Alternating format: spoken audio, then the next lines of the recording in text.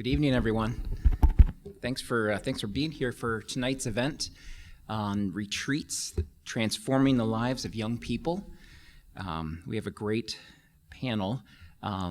This event is their last of our semester theme, Handing on the Faith, and you may have seen our magazine and want to point out that we have an article in here on retreats as well as an article on service programs, which we discussed last week.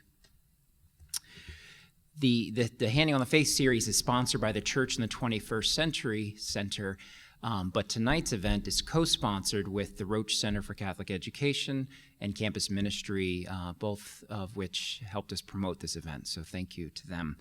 Time and time again, we hear young people talk about retreats as among their most powerful experiences in life, whether that be through a confirmation program, a Catholic high school, or a Catholic campus ministry. There seems to be this powerful experience. So Handing on the Faith, we wanted to examine that more closely. And so we have this evening a panel led by Bert Howell, Director of Intersections at Boston College. On our panel, we have John Mark, Director of Campus Ministry at Boston College High School. Amy Chapman, the Director of Faith Formation at St. Ignatius Church, right here near campus. We have John Glenn, also the Kairos campus minister here at Boston College. You can read a little bit more about their bios as soon as the train goes by. So if you picked up a one-sheeter, it has a little bit more about them. And so what we have tonight is we'll talk, ask the panel to talk for about 45 minutes to have a conversation, for us to listen in on that, and then we'll have about 15 minutes for any comments or follow-up questions you might have, and then we'll end about 6:30. So thank you to our panelists for being here, and Bert, pass it on. Thank you, Eric, and thank you to the Church in the 21st Century for inviting us to be with you tonight.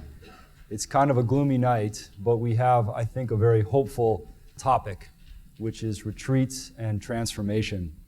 And I know that the subject fills me with hope, partly because of our panelists tonight, and the fact that in many ways they know young people.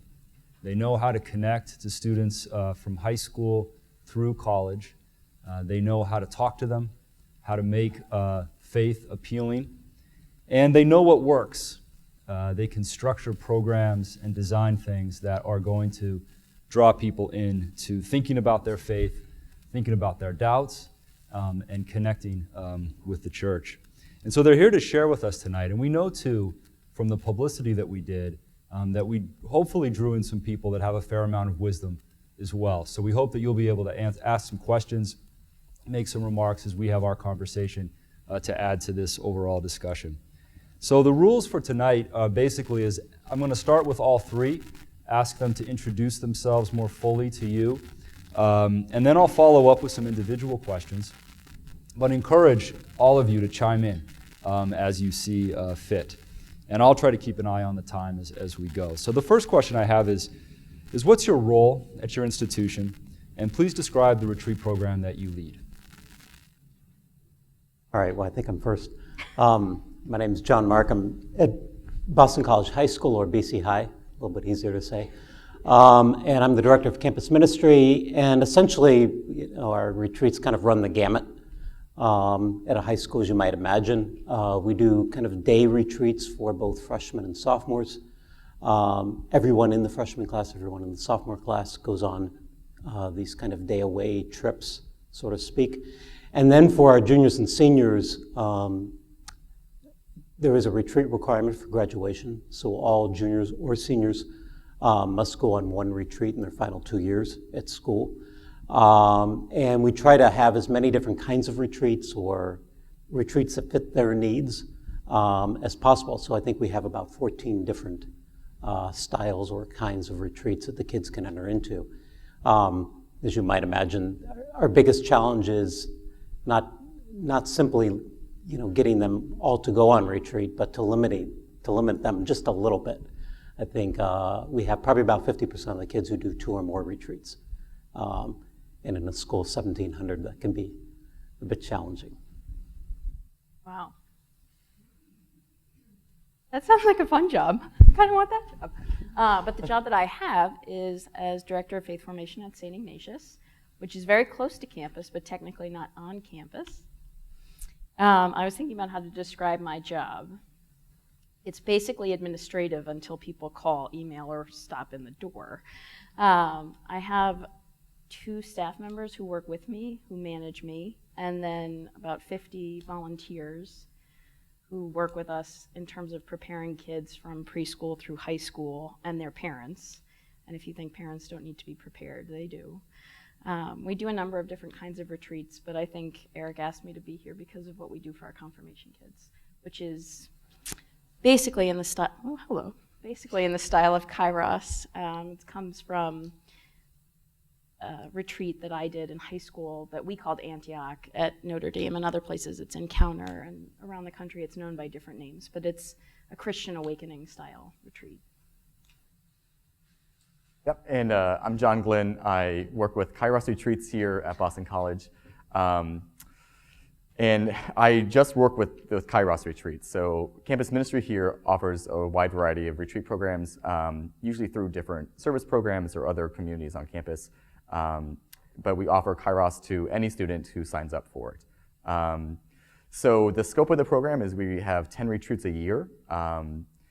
We do them 4 times a semester with 1 double weekend. And my role is mostly administrative. So I work on coordinating retreat centers and buses and all of the ins and outs, logistical kind of considerations for a retreat, as well as hiring directors and assistant retreat directors for the retreats. So we utilize staff members from around the university, graduate students from here or elsewhere to assist in helping with the retreats.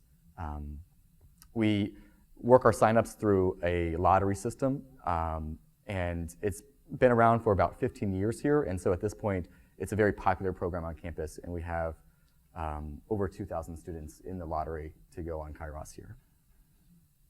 So a great array of people and different ages, and a kind of a tie-in with the Jesuit system as well throughout the panelists. And John Mark, I want to start with you. We have 2 Johns, so I'll use both names just to be clear. It was mentioned about logistics, or that was something that came up as you described, as everyone described their work, and that retreats, it seems to me, really require somebody who can keep their eye on buses and making sure there's enough bagels for the breakfast for the next morning, and pens and so on. And then you have to repeat it. But it also seems to me that retreats are about more than logistics. It's not just a desk job, because there's a requirement for a greater vision of what you're trying to do and how you're trying to accomplish it. So could you tell us about success in a retreat? What makes an effective retreat in your mind? Well, for me, there's 3 kind of central things or categories that I look for with any kind of retreats, especially at the high school level. One is time. I think time's an instrumental aspect of how you go on retreat. Removing yourself from daily life for some significant part of your time, part of your day or week or whatnot, is really instrumental. It helps get the kids away from kind of their situation in life, maybe at home or at class or just culturally, and removes them. So, especially with the juniors and seniors, our requirements are simply, we either do overnight retreats or extended retreat in daily life. And so, extended retreats in daily life may mean meeting once a week for 4 straight weeks, so a month, which kind of gives us that time to challenge the kids in different ways. The minimum amount of time in terms of overnight retreats is 24 hours. But we go up until 7 days as well with the kids. So that's the first thing. Second thing I think is that the retreat meets the developmental needs of the kids, and that's not only in terms of their maturation, but it's also in terms of where they are spiritually, where they are in their faith journey. So, we run Kairos retreats, very similar to John. We run encounter type retreats that Amy talks about, but we also run wilderness retreats. We run monastic retreats. We run movie retreats. I just got off today, a few minutes ago, from a Zen Christian retreat. So we're trying to measure, where the kids are, what they're able to handle, what they need in their lives, and where they're coming from. And I think those are really important aspects to a successful retreat. And then lastly, for us does a retreat ask those big questions? Do the kids encounter, quote unquote, that mystery that's about life? So, who am I? Who is God? Imagining God as big as possible. Kind of first week from the spiritual exercises question. Also, how am I meeting God, or how am I meeting Jesus on my journey in life? Another significant question. What do I want to do, or how do I want to live out my life? What changes might I make? Kind of second week material. And so, as long as, no matter what the format, but if they get those big questions asked of them, or they can contemplate a little bit of those kind of essential life truths, then I think it's going to be a good experience for it. Strikes me that time, your first part of that answer, is really pulled into the title of Kairos in general. What is Kairos? Can you talk about that, John? Yeah, so the word kairos is a Greek word, and it has a variety of interpretations, but in general, it is a sense of God's time or divine time. So sort of the opposite of chronos in terms of our chronology or chronological track of time over minutes and hours and months and years and such. But it's more of the moment where we encounter the living God. And so that could be, in Scripture, it comes out in different ways. The fullness of time, it could be a profound moment that we have in our lives. But on the Kairos retreat, it's sort of that abandonment of our normal daily life for this precious moment together on the weekend. So when students come in for a Kairos retreat, they literally abandon their watches and hopefully their cell phones, anything that might sort of connect them to normal time. And then they sort of just surrender themselves to the retreat in that sort of way. So they don't worry about what time it is, what's coming up next, and we just sort of take care of that for them. And they volunteer to give up their cell phones and watches. Volunteer might be a strong word, but yeah, and they always say how meaningful it is for them to just not worry about that for a weekend, and how just sort of stress relieving that is. Amy, I want to ask you a question about invitation. I was thinking the other day about Michael Himes, the theologian that's very popular on this campus as a professor and also as a homilist. And Father Himes meets with the freshmen before they come into BC during orientation. And sometimes he'll talk about the university as a conversation. And he uses an image in that idea of a conversation of it like being a dance. That you have to invite and have an acceptance. And this seems to work for me because Himes is such an agile and graceful thinker. And he's so appealing to people, the way his mind works and the way he invites people into that conversation, whether it's about reason or faith or both. And I wanted to ask you, how does invitation and hospitality play into your work that you do with students? Invitation is an interesting word, and it actually came up. We too just did a retreat this weekend, so I'm still half asleep myself. And you were on retreat too? No, yeah. A couple weekends ago. And we were talking to the kids about invitation. What strikes me is that often when I receive an invitation, there's something specific expected of me to show up at a given place in a certain mode of dress for a certain event. And I think we go beyond that in saying there are no expectations. Come as you are. And we want you that way, however you are. You guys are all very, very professionally dressed, and I am sitting here in flip-flops. And I wouldn't have it any other way. And anyone who knows me knows that's true. And wherever Karen is she took my boots this afternoon because I wasn't going to sit here in boots. You have to be able to meet someone where they're at. And I heard that reflected, John, in what you were saying.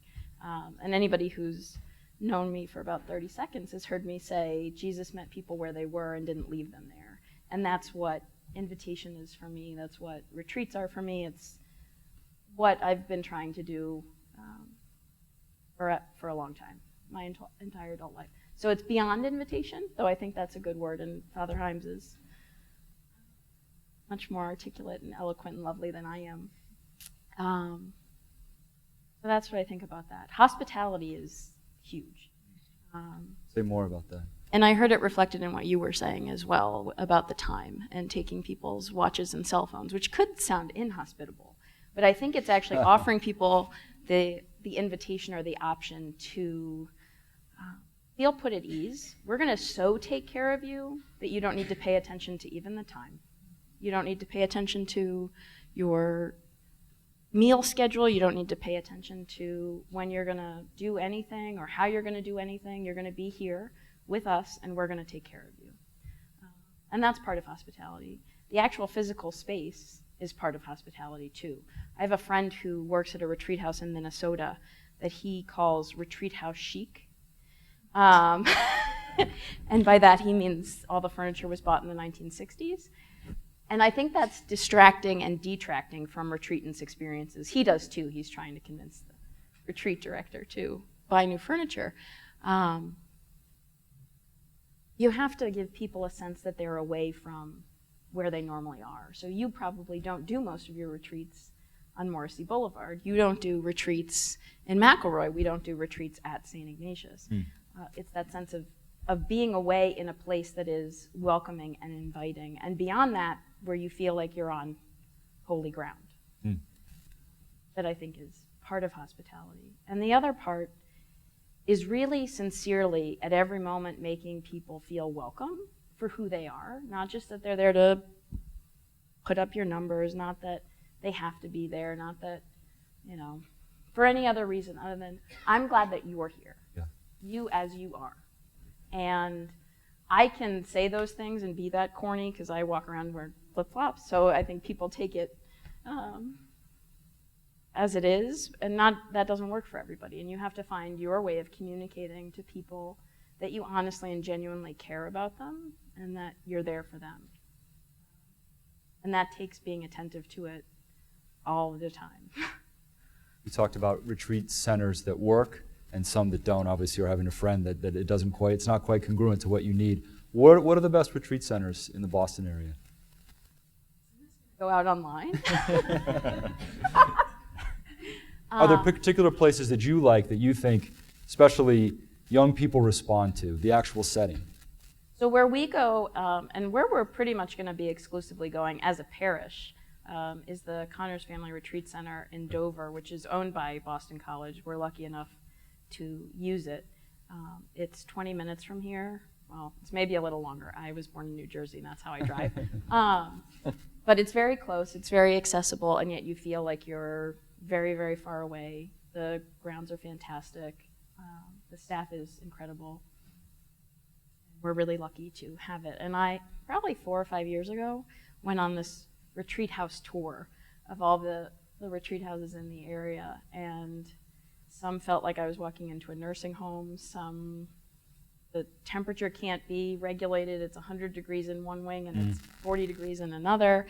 And those kind of things make it difficult for people to pray. It makes it difficult for them to interact with each other.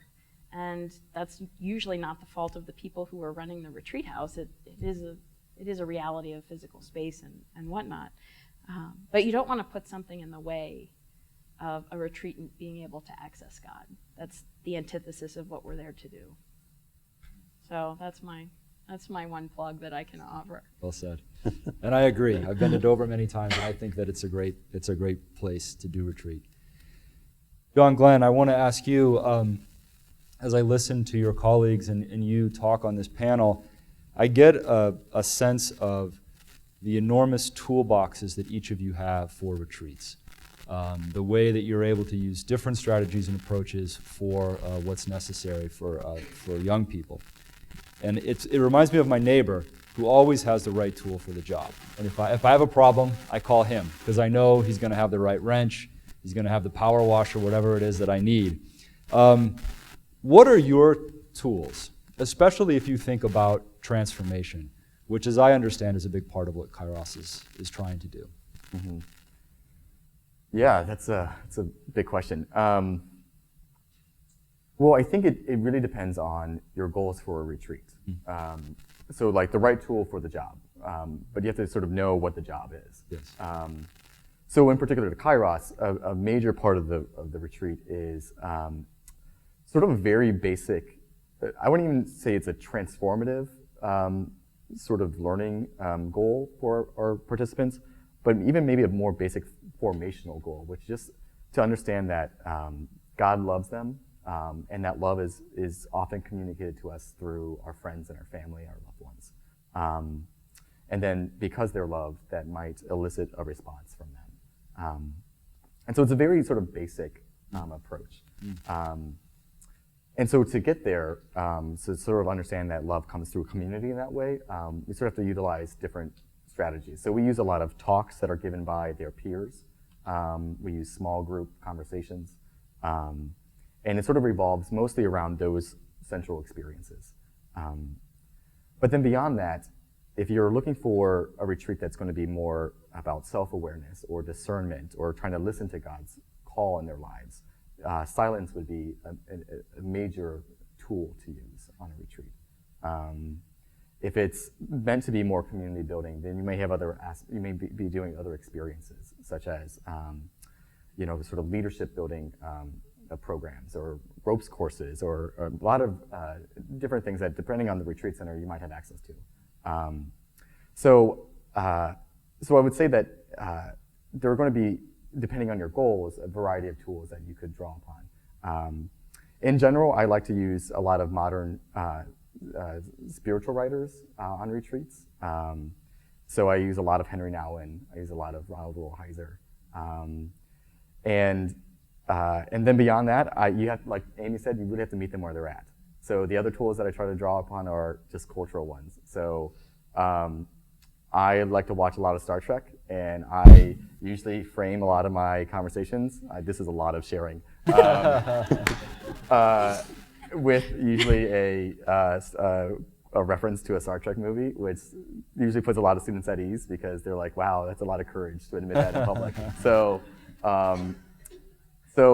whatever way, like Amy said, that you have of connecting and making students feel comfortable, I think is, at least initially, the most important goal. So understanding your own tools and like your own gifts in doing that is going to be key.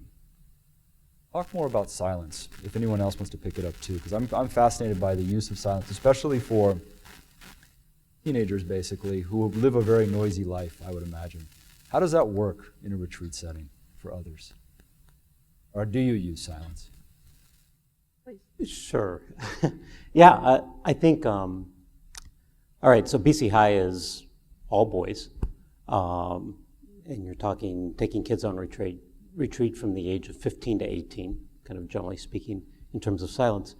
There's one constant about that is you put a challenge out there for most teenage boys, and they'll try to meet it. If nothing else than just to meet the challenge, whether they feel silence is a good thing or not. Yeah. But I think one of the things that we always encounter through them is, number one, kind of the richness of their own life, of what's going on inside of them. And they're amazed because it's like kind of the first time they've ever discovered this before, which can be a little bit humorous. But then also their awareness of the outside world becomes expanded with silence. So the great example for us is we do part of our wilderness retreat. So we take the kids up into the White Mountains, stayed in an AMC hut, and we do hikes over 3 days. And some of those hikes are done in silence, where all they can do is listen to, well, if they're breathing hard, but also, the birds or the rain falling in the forest or the leaves dropping from the trees or whatnot.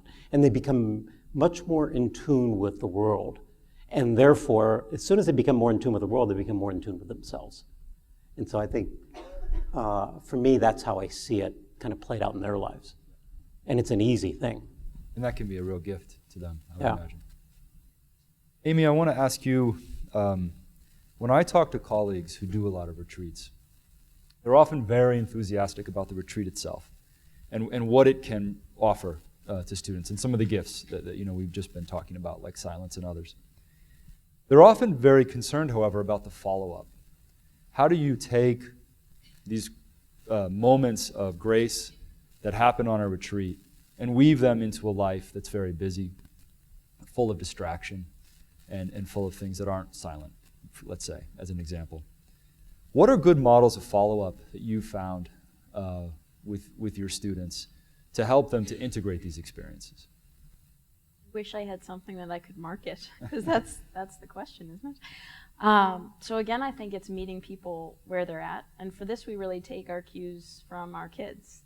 There have been plenty of things that I've put forward that nobody's come to, and they say, Amy, what are you doing? This is a ridiculous idea. Which kudos to them for being able to say that. The things that we've... Let me start that sentence over. The point of a retreat is to grow in relationship with God and with the community in which you're a part of. And to be able to live that back in whatever world you came out of that you retreated from. And so when you go back in, it doesn't necessarily mean you have to manufacture some additional programming to keep that community spirit alive. And much as there is that part in my head that says, why aren't you doing this, that, or the other thing, to say to these kids who were on retreat this past weekend, let's keep this going by having a weekly prayer service on Sunday nights or whatever, that hasn't taken hold. And I think it's because those kids come out of this retreat experience and say, well, I need to walk with this on a daily basis, not just pretend that I'm back in this retreat atmosphere. And so we get them involved in liturgy, we get them involved in parish leadership, and we have this kind of, I'm not sure that this is the best idea I've ever had, but there's this candy jar on my desk, and so they feel like they're allowed to come up to the third floor of our offices and just sit there. And they don't want to talk to me, they want to talk to each other, which is great. It just happens to be in an office space that I share with 4 other people, and there are no walls. But it's that kind of, how do you live this faith in your daily life, as opposed to trying to recreate something that happened last week, last month, 6 months ago. Other follow-up candy jar ideas that are Don't do that. that are It's been a worthwhile? terrible idea. No, but I think you're. I'm not calling on you. I know I looked at you. That's not fair. No, I think you're right though that that if a retreat's a step in a journey, it doesn't mean that they're necessarily on a new path that we need to sort of create new markers for. I think a lot of times it's just pointing out what already exists within the community and say, well, if this has sparked something for you, take advantage of these things that have been here all along. Or maybe be more intentional about engaging in certain ways. We tried to do something last year where we had sort of small group meetings that went after Kairos retreats. Yeah. And they sort of had like a limited amount of success. And I think we realized that this is what was happening. They wanted to sort of recreate their small group experiences that they had on the weekend and carry those through the semesters, rather than really that hard work of integrating the experience into their daily lives. So our focus then became, well, let's just support them better in that integration process, rather than sort of programming a way to keep them in the experience. Yeah, that almost can be a trap in a way, it sounds like. Yeah, definitely. Easy to fall into. Well, John Mark, I was thinking about students that I know at Boston College who often have reactions to retreats that cover a whole range. On one side, there are students who really gush about the experience and talk about transformation. But because I know them a little bit, I can see that things have changed, that they're acting differently or their habits are different. And others, when I talk to them when they get back, they sort of shrug about the whole experience. They seem to have kind of missed the point. They thought it was fun, they thought it was interesting, but it didn't really take. And so I'm wondering if you could talk to me about where you find God on retreat, where students find that presence, and where sometimes students get off track, and how you respond to when they may go off track when you perceive that. That's it. Yeah, it kind of relates a little bit back to what John was just talking about. I think part of it is kids will come back and sometimes they'll be despondent.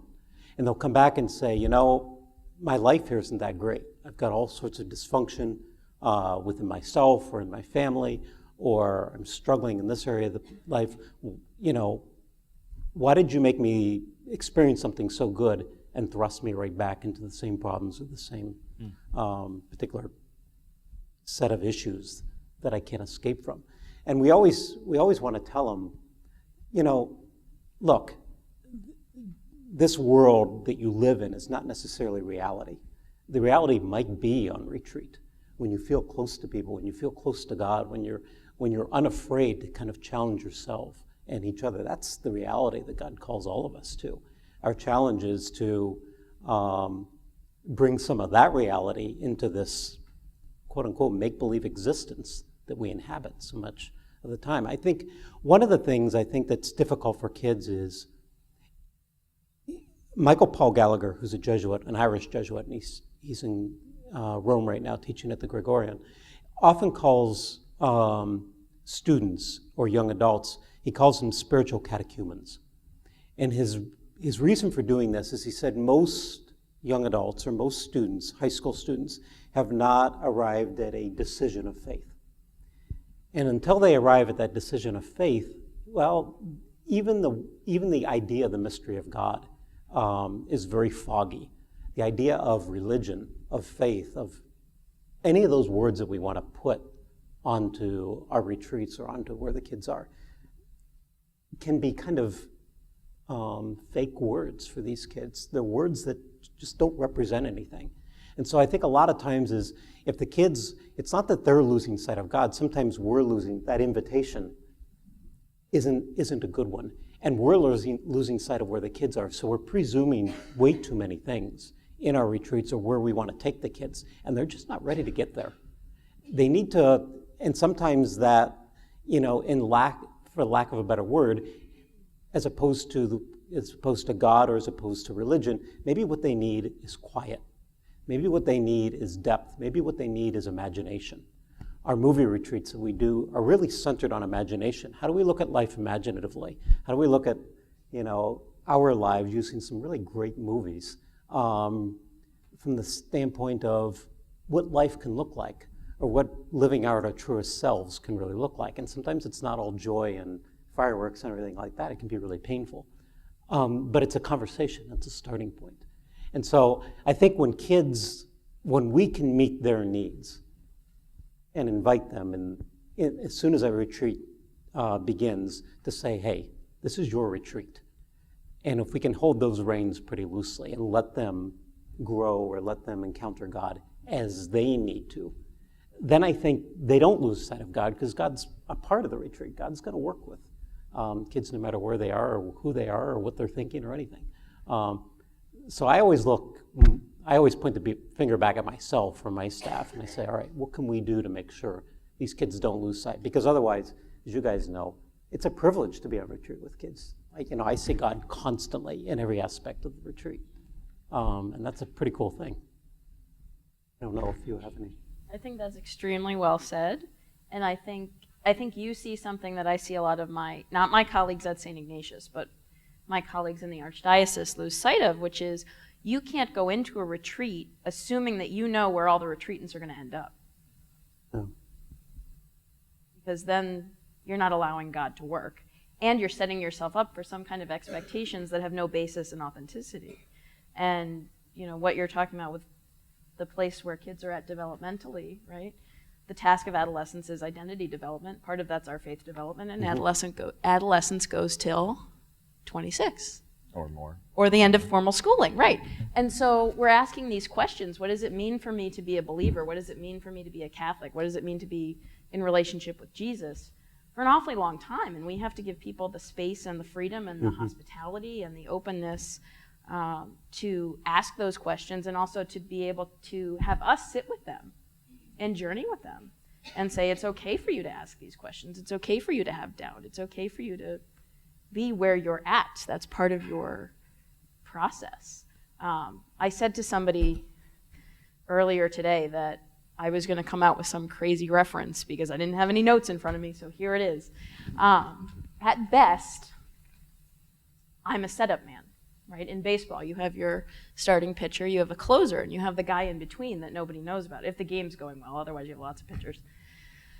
You have the setup man who's supposed to make sure that the closer can pitch to 3 batters and get 3 outs, and that's what their job is. And the closer gets tons of money and all the fame and all the credit, and the setup man gets very, very nothing at all. And that's me, which takes a lot of pressure off of me because God's the closer. I can't give anybody faith. I can't do that. That's arrogant to believe that I could. What I can do is show them the way I live my life and the way that faith works in my life, and to say this is really and truly what the Catholic Church teaches and believes and how it might be able to function in your life. And I can walk with you as you try to figure that out. That's all I can do. I can't close the deal. The memorable reference. Yeah, that works. Thank you. That works very well. And John, I'm going to let you close off this part of our time together because There you go. we're running short and we want to open it up to questions. But the last question I have for you is, you and I have worked on accreditation together. We've been on a committee for the university trying to get accreditation in New England, or renew accreditation. And assessment has been a key to that. And when we look at the classroom and professors and the work that they do with undergraduates, they have a lot of different ways to measure.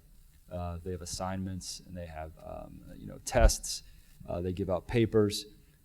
How do you assess a retreat, though? Such a different thing, a different category than the academic experience of an undergraduate.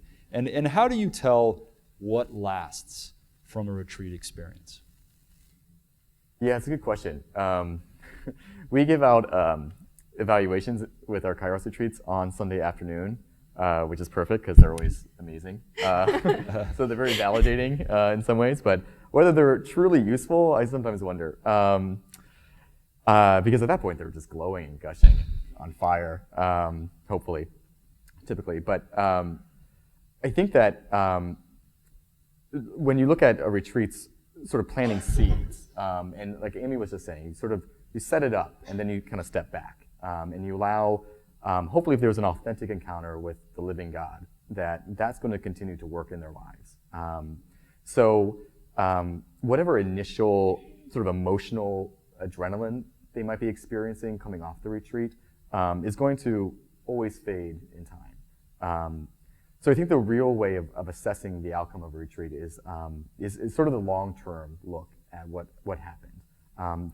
That journey with the students that continues for the months and years afterwards. We see it with Kairos, and I think mostly our leaders, those that come back and serve Kairos retreats, who are typically juniors and seniors. And it's with them that we kind of see the power of the retreat having worked in their lives, because they're able to articulate how they've lived the fourth, which is sort of our expression for the time after the retreat, and how they've sort of continued to journey with their faith, explore that after experiencing Kairos. So we looked at, specifically with this assessment that we worked on, what the leader culture was like here on campus, and whether that was as effective as we hoped it would be. And so we started to look at it and saw that a lot of our leaders were very fixated on the talks on the weekend. And so as every leader gave a talk, they sort of identified their whole role as a leader in terms of the talk that they gave. So if they were given the talk, Know Yourself, they were sort of validated as like, this is the one talk, this is why I'm a leader, it's to give this one talk on the experience. And sort of miss that there were, hours, literally hours spent in small group time beyond that talk, And so we sort of reframed their leadership role in terms of servant leadership, and started to do more with them in developing their idea of what it means to be a servant leader. How their being a leader on the retreat is really just being at service to the retreatants in whatever way is best for them. And that helped accomplish a couple things. One, it helped them let go of their own Kairos experience, so they weren't comparing the retreat they were leading with the one that they had been on.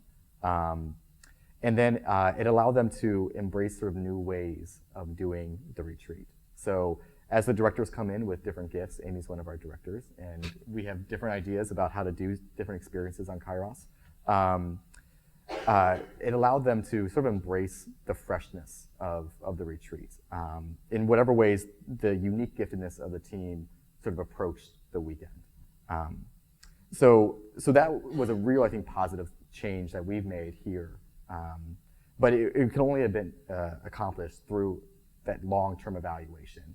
The short-term isn't typically as helpful, except for locating maybe moments that that really were off. You know, the things that were very apparent that just didn't work with the retreatants. So whatever made them feel uncomfortable, that they can identify readily, or they felt was over their head, or somehow missed the mark.